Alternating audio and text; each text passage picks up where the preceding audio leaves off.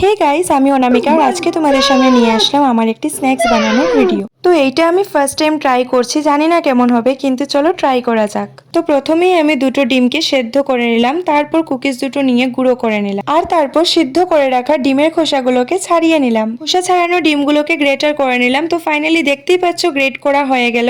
আর এটার মধ্যে আমি দেব কিছু কুচিয়ে করে রাখা পেঁয়াজ, দু টুকরো রসুন, তারপর একটু ব্রেক দিয়ে মার সাথে চা খেয়ে নিলাম। আচ্ছা, চা খেতে কে কে ভালোবাসো? আমার তো চা অনেক ফেভারিট। তো তারপর আবার ফিরে আসলাম আমার স্ন্যাক্সে, তারপর একটু গান করে করে কাজ করে নিলাম। তো দেখতেই পাচ্ছ সবগুলো মিলিয়ে মেখে নিচ্ছি। মাখার সাথে কম পরিমাণে দিয়েছিলাম গরম মশলা, যাতে সেন্টটা একটু ভালো আসে, আর তার সাথে দিয়েছিলাম পেঁয়াজ আর পরিমাণ মতো নুন। আর দেখো কর্নফ্লাওয়ারটা একটু গুলে নিলাম। এখন গোল করে রাখা স্ন্যাক্সটাকে একটু ডুবিয়ে নেব। গুঁড়ো করে রাখা কুকিজের মধ্যে একটু উলট পালট করে নেব স্ন্যাক্সটাকে। আর হ্যাঁ, বানানোর সময় একটু খেয়াল করে বানাবেন, কারণ এটা প্রচুর পরিমাণে ফোটে। জানি না কেন হচ্ছে, আই থিঙ্ক কাঁচা লঙ্কা দিয়েছি তাই। তো কি পরিমাণে আওয়াজ হচ্ছে শুনুন।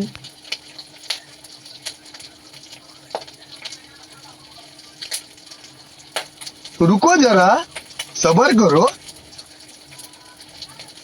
भाई मजा आया।